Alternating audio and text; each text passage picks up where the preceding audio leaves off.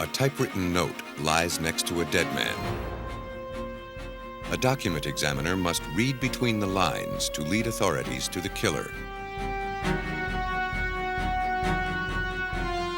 A murderer writes, then destroys the story of his crime. Investigators will do everything to assure the tale ends with a conviction. And a to-do list scrawled on an ordinary piece of cardboard includes an extraordinary task. Detectives look to handwriting to prove a murder was premeditated. Among today's new detectives are the forensic document examiners. Under their keen eye, a scrap of paper or a typewriter ribbon can be as incriminating as a confession signed in blood.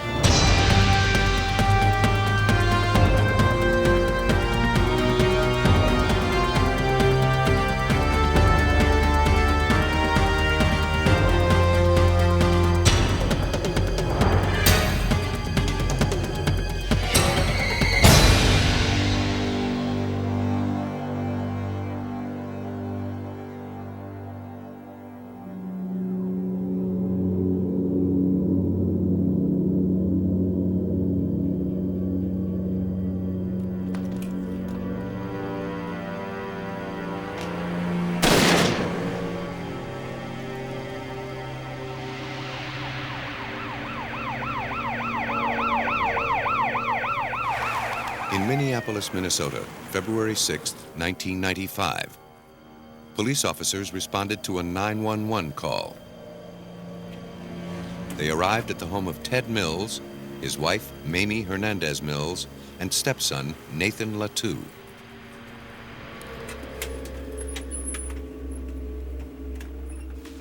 Maime and Nathan had come home from a dental appointment to find Ted Mills dead and the house ransacked.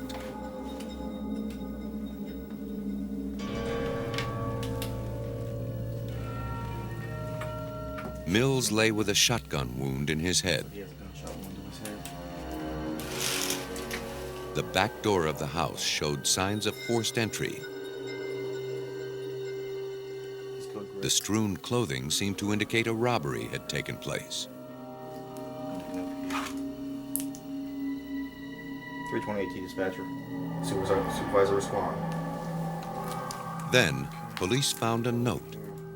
Like somebody's been through this dresser.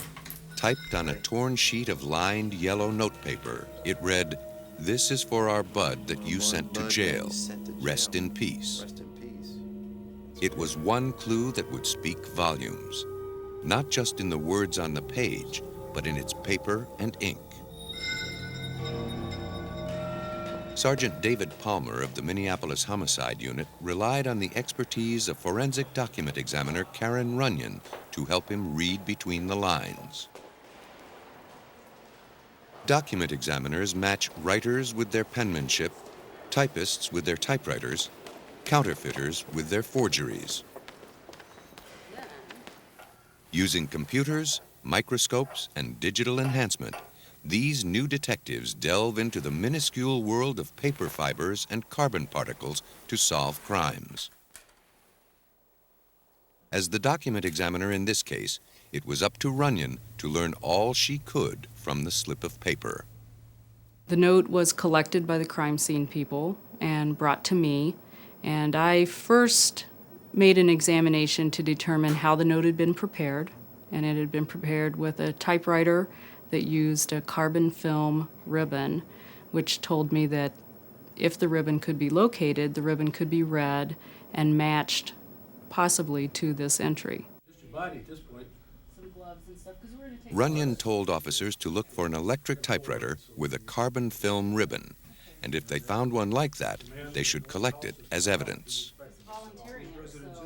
As well, they should be aware that this document had a fractured lower edge to it, where it's been torn off of the rest of the piece of paper, and they should look for any pieces of paper like this with any fractured edge, or any type of tablet that this might have been torn out of.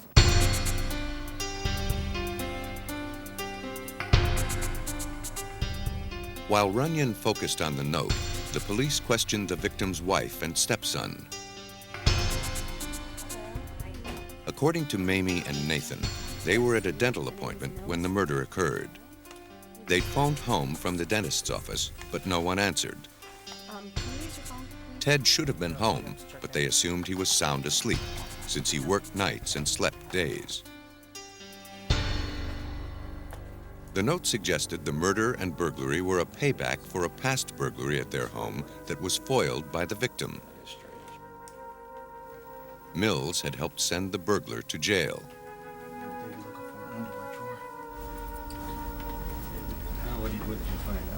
Sergeant Palmer initially believed the story, but the seeds of doubt were already sprouting. Well, there was some truth to this, and we couldn't discount this. But at the same time, our experience tells us that generally burglars are not going to return or have somebody return and kill somebody because of an identification that they have made. During questioning, which police videotaped, Nathan Latu told police he saw a handgun next to Mills' body, but police couldn't find it. They were skeptical. Certain details didn't match Latu's story. They have 2 dogs in the house that bark whenever strangers come, and yet Ted Mills is sleeping upstairs and never woke up. To Palmer, that suggested the culprit wasn't a stranger. But Maime and Nathan's alibis had support. A caller ID unit at the house registered their call from the dentist's office around the time of the murder. Another detail nagged at Palmer. The place seemed ransacked in too orderly a manner, not the way a burglar would generally tear up a room.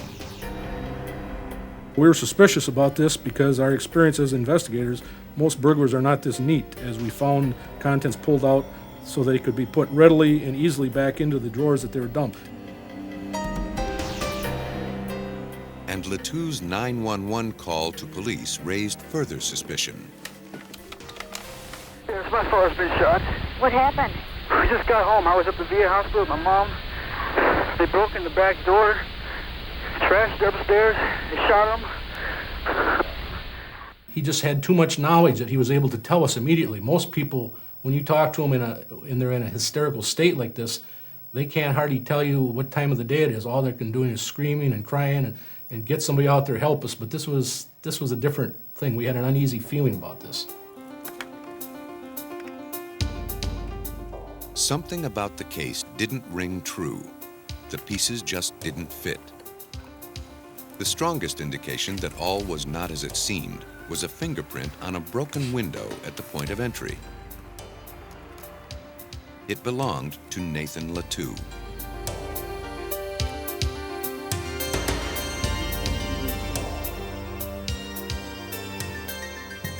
When Nathan Latu was confronted with the fingerprint evidence, he broke down and admitted his involvement in the murder. Days before the killing, Latu said his mother asked him to write out in longhand the phrases typed on the note found next to Mills. Now, investigators had reason to believe that Maime Hernandez Mills typed the note herself. But how? She said she couldn't read or write English, and there was no typewriter in the house. Police needed to find the typewriter used to create the note. Now that Nathan had implicated Maime, Renan and investigators began to focus their search. They remembered that Hernandez Mills cleaned houses for a living. Police decided to look for a typewriter in the last few homes she worked in.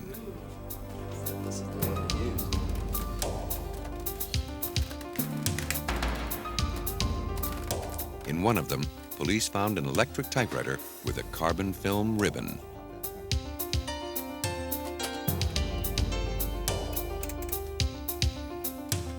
The last few words of the note were clearly visible.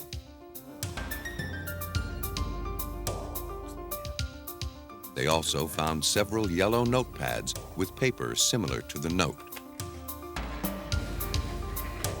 The ribbon was brought to Karen Runyon's lab for analysis. she was relieved to find the film cartridge had been left in the typewriter. If the ribbon had been used up and discarded, the case would have become even more complicated. To confirm the ribbon contained the full text of the note, she carefully pried open the cartridge. I took the ribbon cartridge apart, and then I transcribed the ribbon itself, working from the final entry, which we could see on the ribbon as we took it out of the typewriter. I worked backwards from there, transcribing everything that was typed on that ribbon. Renan discovered the note had been typed 3 times. It proved that whoever typed it knew little about how to use the typewriter. The first 2 times it was typed, there were spelling errors, and the typist must not have realized that there was a correcting device on the machine. And so they must have started over. Renan compared fibers that had been transferred from the paper onto the ribbon. When the carbon is knocked off the ribbon onto the document, paper fibers adhere to that mylar strip that the carbon is on in the ribbon cartridge, and the paper fibers stay on the ribbon itself. By matching the fibers adhering to the ribbon with the fibers on the note, Renan concluded that the note was indeed typed using this ribbon. You match the fibers almost like a fingerprint. The fibers are in a random pattern, and they've adhered to this ribbon in that same random pattern that they were on the paper itself. With Karen Runyan's help, the sordid story inside the plastic casing began to unravel. Within the typewriter ribbon cassette lay the true story of what happened to Ted Mills. The clues were microscopic, but their significance was great. In this case, I was able to match all the fibers in each of the letters on this note. Karen Runyan had linked the note to the typewriter, and police linked the typewriter to Maime Hernandez Mills. But the full story still needed to be told. Sergeant Palmer had to determine Maime's role in the crime and a motive for committing it. He continued to coax more details from Nathan Latu. He said that his mother had got the shotgun that belonged to her husband up from the closet upstairs and had gone over and had shot her husband while he was laying in the bed, sleeping. He, in fact, said that he went and got the shotgun that was used in the murder, took it down and concealed it in a room downstairs in the basement that was next to where he slept. Nathan eventually tells myself and my partner, Sergeant Krebs, what we wanted to know, that he and his mother were responsible for the death of Ted Mills. Nathan Latu swore, however, that he didn't pull the trigger. By the same token, as he implicated his mother, he was also gravely concerned about her fate. He's very worried about what's going to happen to his mother. More so than himself, he's very worried and very protective of his mother. Throughout this whole thing, he keeps admonishing us not to hurt his mother, not to do anything to his mother. Maime Hernandez Mills maintained her cool and her innocence. When she's talking to us, she's very cooperative with us. I mean, she gives you the appearance to ask me anything, I'll tell you anything. But obviously, except for that one thing, she will never, even in this interview, admit that she had anything to do with the death of Ted Mills. As the pressure of the interrogation began to build, Maime turned against her son, just as Nathan had turned against her. She told police Nathan had raped her at gunpoint. Hearing this lie, Nathan Latu broke down again. He had been withholding his greatest secret of all. He and his mother had been having an incestuous relationship. 41-year-old Maime Hernandez Mills had only recently reunited with 22-year-old Nathan Latu, whom she gave up for adoption years earlier. Now, Maime was exerting a profound influence on her son. The police used that influence as leverage to obtain a confession from Latu. We're saying, Maime, your mother kind of pushed you to doing this, because she's the very strong, controlling person in this relationship that they have. Mother is controlling son. Finally, Latu agreed to testify against his mother in return for a reduced charge of second-degree murder. At about the same time, investigators discovered that Mills had a life insurance policy through work, and that Maime had called to claim it shortly after his death.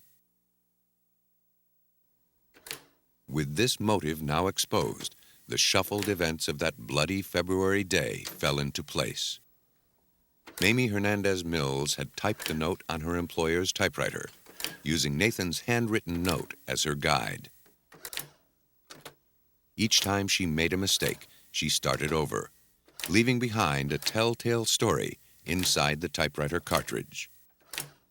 Each keystroke pulled fibers from the paper, transferring them to the mylar strip on the ribbon. Nathan Latu faked a break-in at their home. He made it look just as a burglar had months before, but he left behind an incriminating fingerprint.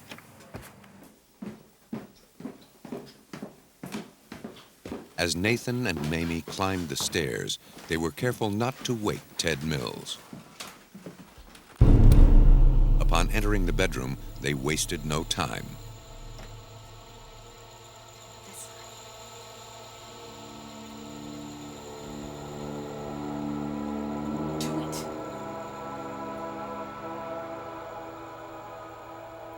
Do it!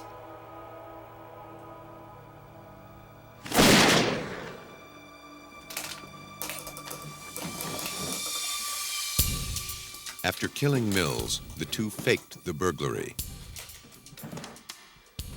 Maime left a note meant to steer investigators toward an avenging intruder who never existed. Then, mother and son went to the hospital to keep a dental appointment. Can we use your phone, please? While there, they used a phone to check in at home, knowing their call would be registered by the caller ID unit. This call was the basis for their alibi. When they arrived back home, Nathan placed the 911 call to police. He later told investigators he'd hidden the murder weapon in a pipe and buried it beneath a tree. In court, he testified against his mother in exchange for a reduced sentence.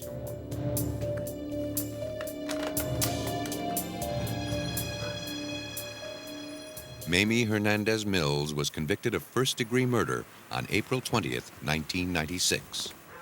She is serving a life sentence. Nathan Latu pleaded guilty and was sentenced to 24 years.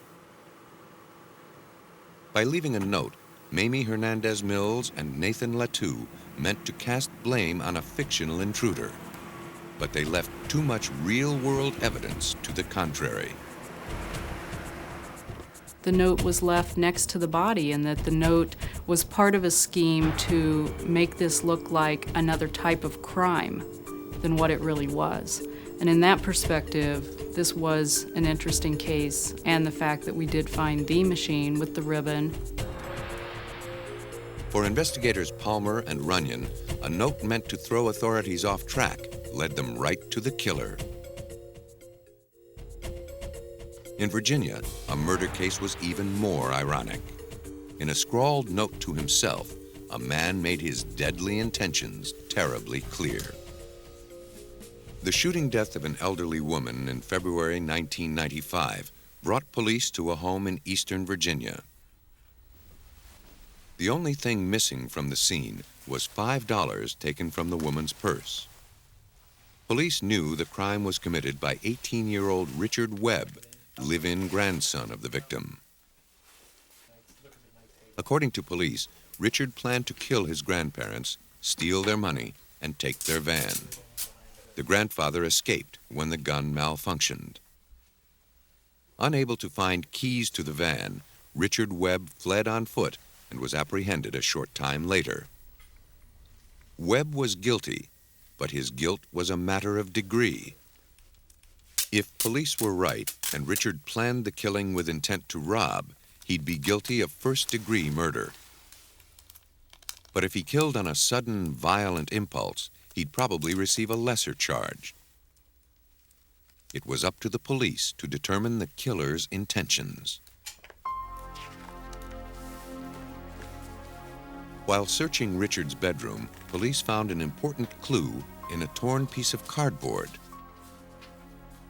On it was written a to-do list. Among such mundane items as play pool and watch movie was item number 8. It stated simply, kill. After that was get money and leave. The list seemed strong evidence that Webb had planned his crimes. It was turned over to Michael Moore, document examiner at Virginia's Division of Forensic Science in Richmond. In order to prove that Webb wrote the note, he'd need to look for similarities between the handwriting on the note and samples known to have been written by Webb. Handwriting identification is based on the premise that handwriting embodies certain qualities and features which are sufficiently personal to serve as the basis for an identification of the writer. Webb's murderous list, now classified as evidence, was securely sealed and delivered to Michael Moore. Our handwriting is as personal as our fingerprints. As youngsters, most of us were taught to write by imitating a standard system, often referred to as a copybook system. In spite of this standardized technique, we begin to develop our own personal handwriting that stays with us for life. These deviations provide the basis for analysis.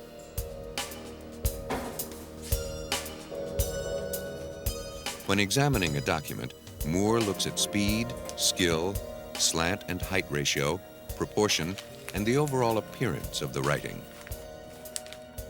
Similarities as well as differences are scrutinized. Consistent combinations of features are what Moore seeks to identify.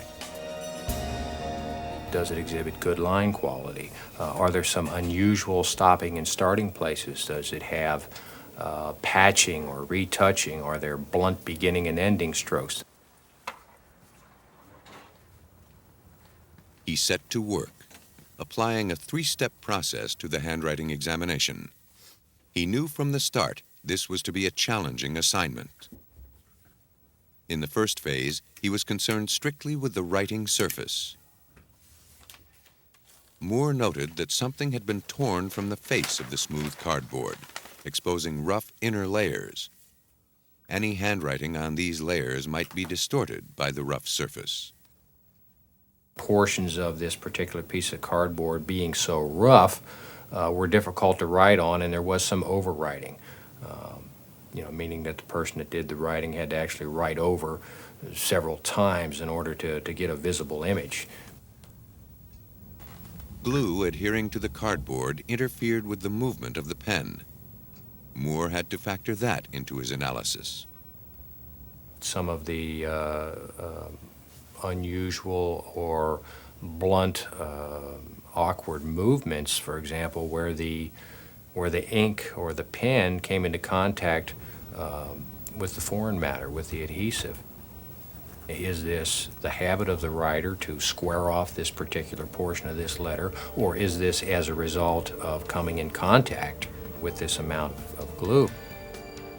The first phase of the examination showed that the rough edges, as well as the glue, may have affected the shape of the letters.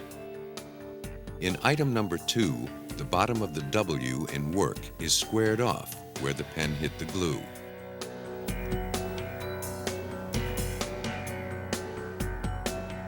If the writing sample contains letters with closed loops, the document examiner must determine whether they are the habit of the person who wrote the sample, or if they were created by the water-based ink bleeding and closing the loop. These variations in the writing surface can cause the letters to deviate from the author's normal handwriting, making it difficult to analyze.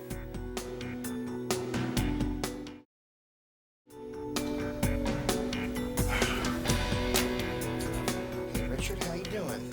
In the second phase of examination, Moore studied the known material or handwriting known to have come from the suspect. You would please? Again, he faced a challenge. In custody, Webb was asked to fill out forms, take dictation on a piece of cardboard, and produce other writing to compare with the original list. Watch movie. Go to town. Moore made the comparison, but he found the samples inadequate. Webb penned the dictated writings in a very formal, controlled environment. Kill. The original list was undoubtedly written under very different conditions. The two sets of writing only vaguely resembled each other. Moore was able to say he had some reason to believe that Webb had written the list, but he couldn't be absolutely certain. To make a more conclusive judgment, he needed to see more of Webb's writings. No two writings from any one person, even if they were done by the same person, will ever be exactly alike, meaning that they'll superimpose. It can't happen. People are not machines. He asked the detective for additional writings from Webb. Because factors such as body position and writing surfaces affect handwriting, he requested the samples come from a variety of circumstances. I wanted to talk to you. The type of medium that was written on, one would expect that it was probably not done at a table or at a desk. It could have been standing up, unsupported, and it could have been holding a piece of cardboard in his hand. Just no way to know. The sheriff's deputies gathered an assortment of Webb's writing, including personal letters, cards, and some of his poetry. Webb had written these samples over a period of time, so they showed a wider range of his handwriting styles. Now came Moore's biggest challenge, the final phase of the handwriting examination, where he'd make the critical side-by-side comparison of the list and Webb's previously written material. For presentation in court, he used a black and white enlargement of the list. The features and characteristics used to identify handwriting take many forms. Some are conspicuous, some are subtle. On the cardboard list, Moore noted that the relative size of numerals to capital letters was consistent. The number 1 was taller than the capital C in call. The number 2 was also taller than the capital W in work. Moore found this same habit reflected in the known writings of Richard Webb. The significance of Webb's natural range of variation raised a problem for Moore. He had to account for Webb's tendency to form the letter R slightly differently each time he wrote it.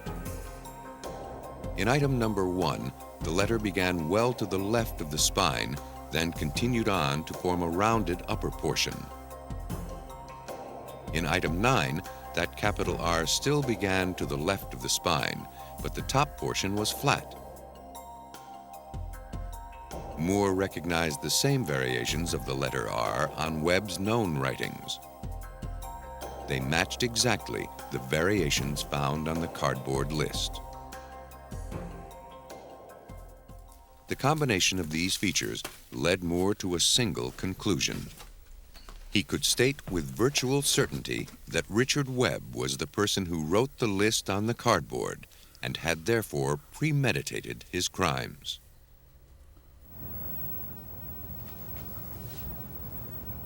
Ultimately, it takes a human mind to recognize a human hand. While computers are helping to solve more crimes every day, Michael Moore feels his job is secure. While computers are useful in some areas of forensic document examination, they really just are not applicable to comparative handwriting by the mere fact that they have no way of first of all, gauging the relative individuality of the question signature. Even if 20 variations of a signature were scanned into a computer, it might still fail to identify a 21st signature as coming from that same writer. Computers do not have the ability to judge the range of variation or the circumstances under which the writing was produced. computers are just not in today's, what's available in today's market, are just not capable of doing what the human can do. When confronted with Moore's findings, Richard Webb pleaded guilty and received a life sentence for capital murder. Ultimately, handwriting analysis matched the killer to his crime. But when comparing handwriting, the analyst must always be certain he's focusing on the right clues. The most crucial writing samples may come from the least likely sources. One handwriting expert's small lapse in judgment fueled the flames of one of the greatest hoaxes in modern history. In April 1983, the world was riveted by the news that Adolf Hitler's diaries had been discovered in Stuttgart. The 60 handwritten volumes, written over 35 years, were found by a German journalist. To determine if the books were truly written in Hitler's hand, the German government enlisted a brigade of specialists, including handwriting analyst Ordway Hilton. Hilton was given 7 samples of Hitler's writing to compare to the diaries. Based on these samples, he declared the diaries authentic. It was an honest mistake that almost destroyed his reputation. Hilton was duped. He correctly determined that the author of the diaries also wrote the samples he used to compare them with. But his fatal flaw was his assumption that Hitler wrote the samples. He didn't. They were written by the same person who forged the diaries. That man was Conrad Cujo. The diaries were sold for more than $2 million before the fraud was exposed by an international team of document examiners, chemists, and historians. By studying the composition of the paper, the quality of the type, and other characteristics, they determined the diaries were no more than 4 years old.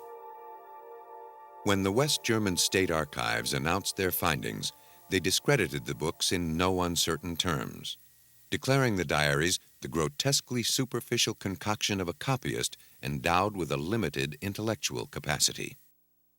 Even so, Cujo perpetrated the most expensive fraud in the history of publishing. If it weren't for the expertise of forensic examiners, he might have pulled it off. But incriminating documents seem to have a way of ending up in the right hands, especially if the crime is murder. In Smyrna, Tennessee, outside of Nashville, a man made a poignant televised appeal for help in 1994. Ricky Bryan, a 39-year-old welder, had a sporadic 5-year relationship with 72-year-old Charlotte Scott. I did date the woman for a little over 6 years. And she's missing, so we gotta find her. And he just come Scott had been missing for 2 weeks. He run away. I wish she'd come back home, wherever she's at. The family was hopeful she would be found. I have to pray that someone comes forward. Scott's daughter Rosalie reported her missing after finding her gone and her apartment door left open. We just would like to know where she is. Police department, anybody home? Police searched Scott's home on October 19th. She was last seen filling a prescription and going to a money machine. Her car was parked outside her apartment. Back door's still open. You want to check upstairs? There were no indications of forced entry. All the signs of a daily routine were still intact, as if she would be returning shortly. With no clues to be found in the house, police turned to Ricky Bryan. They hoped he could provide some information. Nobody is home. At first, it didn't seem Bryan could help them. He said he was out of town when Scott disappeared and claimed they hadn't spoken in 3 months. But Brian helped police more than he imagined.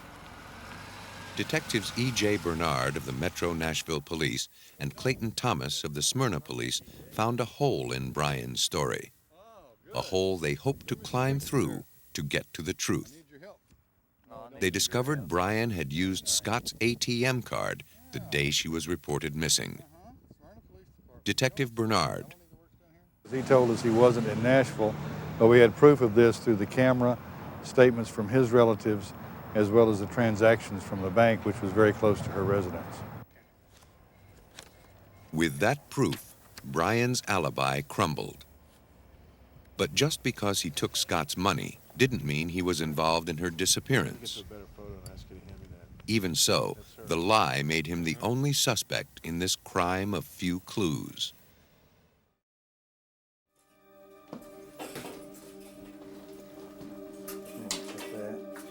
After he failed a polygraph test, police obtained a warrant to search his home. They were looking for ATM receipts, weapons, tools that might be used in a kidnapping or a murder, anything that could link Brian to the crime. They found nothing. They had no physical evidence and no more leads. The investigation ground to a halt. A few frustrating days passed before detectives received a break.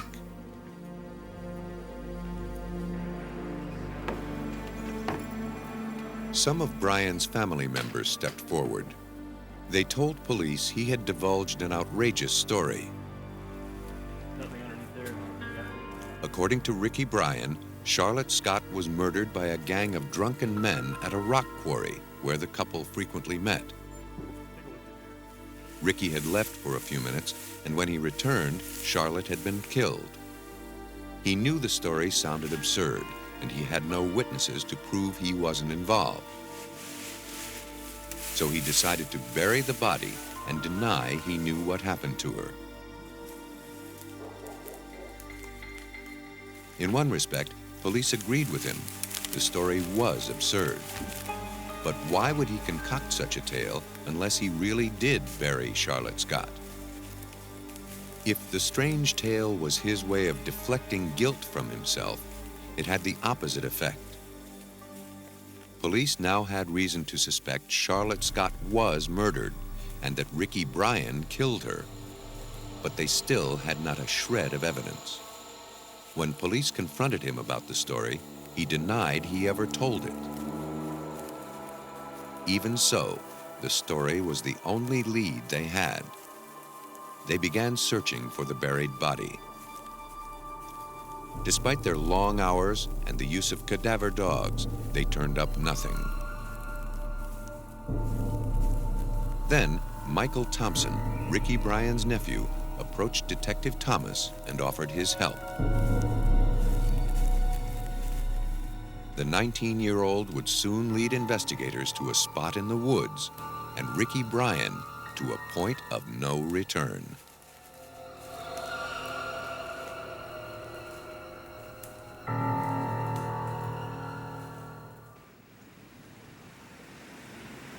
Investigators rely on skill, wit, and luck to find breaks in criminal cases. In the murder investigation of Charlotte Scott, the break stepped forward in the form of Michael Thompson, nephew of Ricky Bryan. Thompson volunteered to speak with Bryan and hopefully learn the whereabouts of the victim's body. Police told Michael Thompson they'd appreciate him sharing any information he might find out. On November 15, 1994, Thompson went to visit his uncle. Bryan was extremely suspicious. He was convinced his house was bugged and that police were watching his every move. After searching his nephew for a listening device, Bryan and Thompson engaged in a stilted dialogue meant to mask the true thrust of the conversation. Bryan needed to recover a shovel and rake he buried in the woods with Scott's body. Here was his confession, but he wasn't about to say it out loud. Instead, he wrote it in a notebook. Each time he wrote a message, he ripped the paper from the notebook and burned it in a wood stove. He was afraid if they were found, the tools would link him to the body. And during the written communication, Brian sketched a detailed map pinpointing where the tools and the body were buried. Then he burned the map, just as he had burned the other notes. That evidence was gone. But not for long.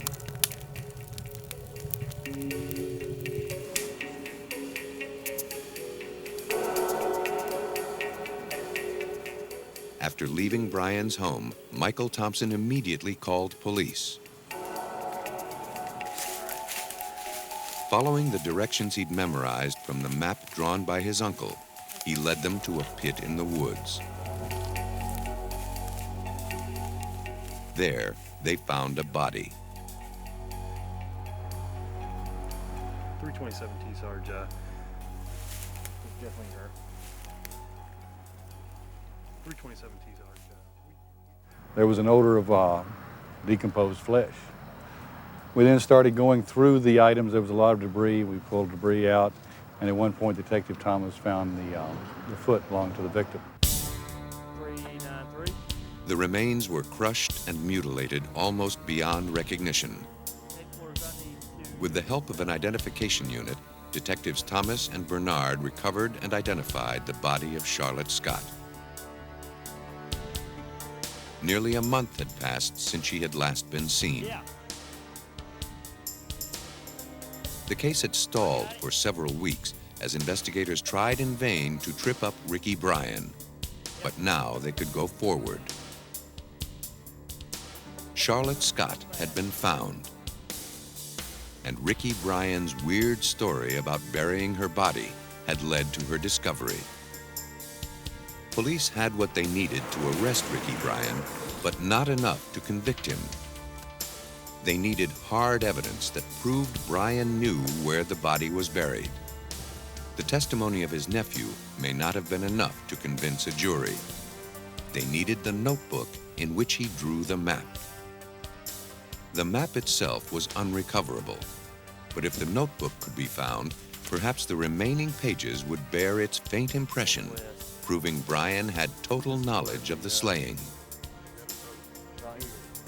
Once again, Bryan's family helped police by bringing Detective Thomas the clue he sought. In December, the brother of Ricky Bryan was cleaning up the house that Ricky Bryan resided in and came across a notebook. The notebook was then immediately brought to me. Upon looking at the notebook, I could see impressions of where something had been written on.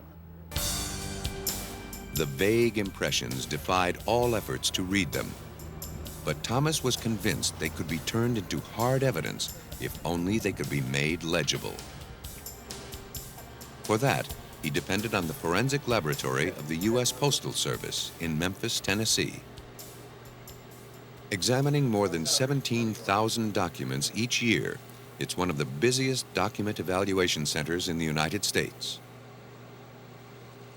The lab is equipped to analyze anything having to do with ink and paper. They can regain writing that's been erased and even illuminate signatures that have been scribbled out. An infrared light source called a crime scope makes some inks invisible and others fluoresce, disclosing hidden writing. The lab usually examines documents relating to white-collar crimes, credit card thefts, forgeries, and fraud. It occasionally assists with outside criminal investigations, especially in cases of murder. Forensic document analyst Grant Sperry has been with the lab for 18 years. Postal Service normally does not get involved in local police cases. Our primary responsibility is to assist or support postal inspectors in the investigation of their offenses by providing them with forensic expertise in the area of fingerprints or document examination. However, in certain cases, such as this one where a heinous crime has been committed, we will offer our assistance. Grant, what I have here is a notebook. In November of 1994, Detective Thomas brought forensic document analyst Grant Sperry the notebook from Ricky Bryan's house. The original map was... If these seemingly blank pages could be coaxed into revealing their secrets, Thomas would have the evidence he needed to convict a killer. We can conduct.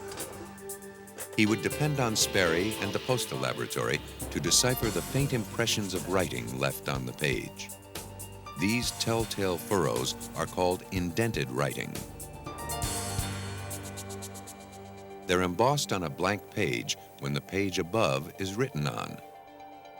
Would the ghostly impressions in the notebook tell the story of Charlotte Scott's murder? Would they be enough to convict Ricky Bryan?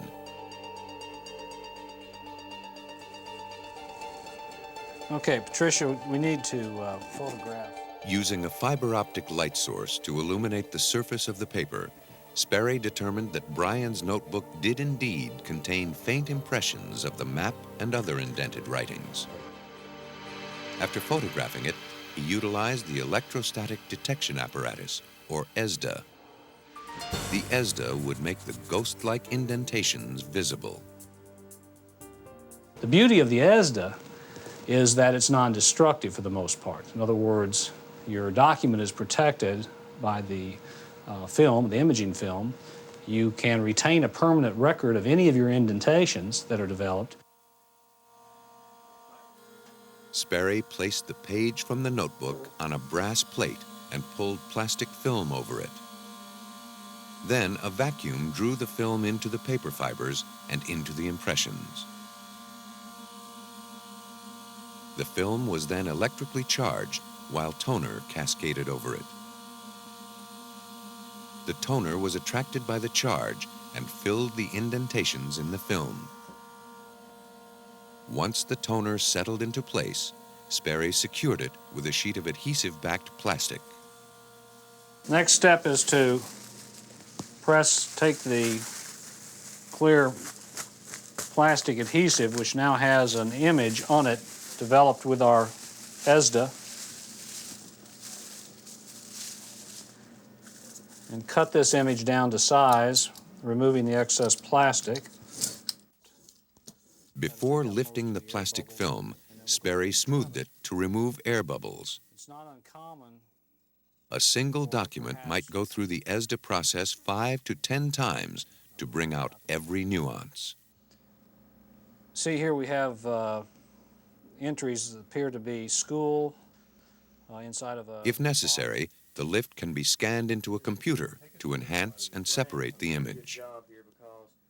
In this case, the lift of the map was so bold that Sperry could read the indented writings with a magnifying glass. Thomas and Sperry were pleased with the quality of the lift and with the number of writing samples that emerged. ESDA disclosed every detail of the carefully drawn map, leaving no doubt as to where it led. An arrow drawn to this little circled area. Does that mean anything? Yes. This is going to be Industrial Boulevard. The roadway will be the pit. The pit? That the body was located in. It was, okay. Additionally, you have the words shovel and rake alongside that. On his map, Bryan used specific detail to describe where he buried his victim. This was the evidence detectives were looking for. Once he had a clear image of the map, Sperry compared the writing to known samples of Ricky Bryan's writing. Well, in this particular case, not only was it important to have the details of the map, as they ultimately were revealed through this examination, but because we had writing available to examine, obviously since the details of this map are precisely and pinpoint precisely where the body was located, the author of the map, one would think, would have absolute knowledge of where that body was. So it became important to determine exactly who did, in fact, write it. The writing samples on the map matched known samples of Ricky Bryan's handwriting. Sperry had proved that Ricky Bryan was the author of the map. Once all the evidence was revealed, Detective Bernard pieced together a likely scenario of Brian's crime. He went to her house late one night, took her from the house, brought her to this isolated area here, killed her, mutilated her, and then buried her in a grave. What led Ricky Bryan to brutally murder the woman he claimed to love? Some said it was for her money. Clayton Thomas feels differently. I think he was really in love with her. I feel that that during this time she was breaking off the relationship, and I felt that if he couldn't have her, no one else could have her as well. Ricky Bryan never admitted killing Charlotte Scott. To the end, he clung to his story about the mysterious gang of men. He was charged with first-degree murder and sentenced to 25 years before he'd be eligible for parole. When a killer leaves behind a paper trail, little does he know that he may have already signed his confession. Every document tells two stories. One is intended by the writer, and anyone can read it. But the other is a secret tale that sometimes hides a terrible truth. Document examiners are the tellers of these tales, who seek the indelible truth behind the paper and ink.